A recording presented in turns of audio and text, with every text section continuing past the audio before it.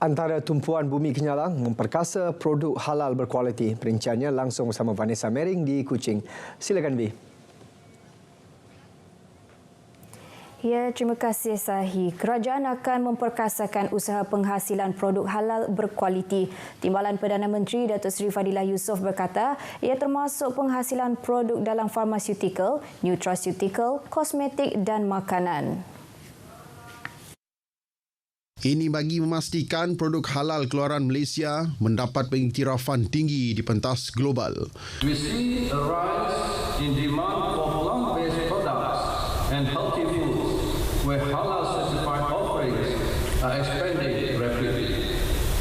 It is our responsibility to nurture the growth, to foster trust through stringent halal regulations, and to ensure that these regulations shape the contours of global trade. Dedahnya lagi, permintaan produk halal diunjurkan mencecah nilai $1.38 bilion Amerika, yang mana golongan muda menyumbang kira-kira 60% daripada 2 bilion populasi Islam menjelang tahun 2030. Datuk Seri Fadilah berkata demikian pada Forum Perniagaan Muslim Global 2023 Ikon Islamik Antarabangsa, Dermawan dan Anugerah Pencapaian Sepanjang Hayat di Pusat Konvensyen Borneo, Kuching. Premier Sarawak Datuk Patinggi Tan Sri Abang Johari Tunopeng hari ini telah membuat perjumpaan bersama Naib Presiden Republik Indonesia Profesor Dr. Ma'ruf Amin bersama rombongan lawatan kerja beliau ke Sarawak. Premier Sarawak disertai isteri Puan Sri Datuk Amar Jumaani Tuanku Bujang, selain Menteri Utiliti dan Telekomunikasi Sarawak Datuk Sri Julaihi Narawi dan Timbalan Menteri di Pejabat Premier Sarawak, Integriti dan Ombudsman Datuk Mursyid Diraja Dr. Juanda Jaya. Perjumpaan selama 40 minit bersama delegasi dari Jakarta termasuk Duta Besar Indonesia ke Malaysia, Hermono, adalah bagi membincangkan hala tuju serta jalinan kerjasama antara Sarawak dan Republik Indonesia. Profesor Dr. Ma'ruf Amin bersama delegasi kemudiannya menghadiri sesi dialog kebangsaan bersama warga Indonesia di Sarawak. Terdahulu, lawatan kerja rasmi Profesor Dr. Ma'ruf Amin ke Sarawak sejak semalam adalah bagi mewakili Presiden Republik Indonesia Joko Widodo pada Forum Perniagaan Muslim Global 2023 yang berlangsung malam tadi, yang turut dihadiri Perdana Menteri Datuk Seri Anwar Ibrahim.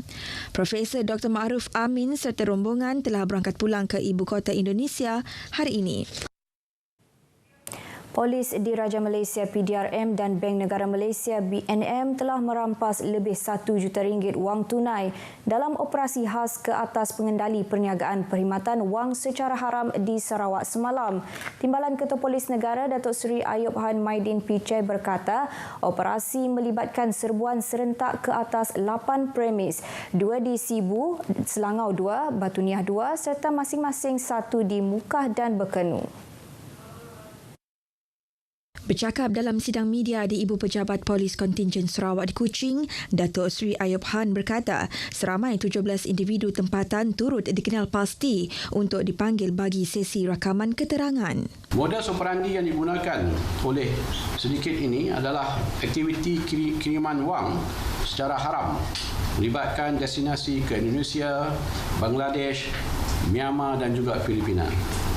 Ciri-ciri pengendali perniagaan perkhidmatan kewangan secara haram ini mendapati mereka telah mengamalkan pencampuran ataupun co-mingling dengan aktiviti perdagangan yang sah.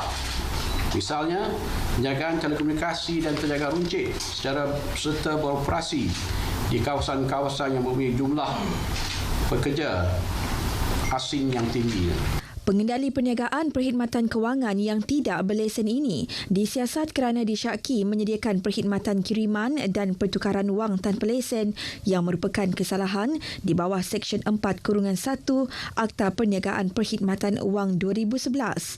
Ia berkemungkinan terlibat dalam aktiviti pengubahan wang haram yang merupakan kesalahan di bawah Seksyen 4-1 Akta Pencegahan Pengubahan Wang Haram, Pencegahan Pembiayaan Keganasan dan hasil daripada aktiviti haram 2001. PDRM katanya turut melihat perkaitan antara pengendali haram berkenaan dengan pelbagai jenayah berat seperti jenayah terancang termasuk perjudian haram dan penipuan. Justru itu, analisis sedang dilaksanakan ke atas urus niaga tunai serta transaksi kewangan mencurigakan melibatkan 39 akaun bank dengan jumlah dana 47 juta ringgit bagi tahun 2021 sehingga 2023. Dalam pada itu, Timbalan Ketua Polis Negara itu mendedahkan pemindahan wang secara haram keluar negara telah meningkatkan saiz ekonomi bayangan yang dianggarkan sekitar 18% daripada jumlah keluaran dalam negara kasar atau 275 bilion ringgit menerusi aktiviti jenayah trade mispricing atau kesalahan tanda dagangan, pemindahan dana keluar negara menerusi saluran tidak sah dan gejala rasuah. Sarawak menyasarkan liputan penuh bagi bekalan air menjelang tahun 2030 dan bekalan elektrik menjelang tahun 2025.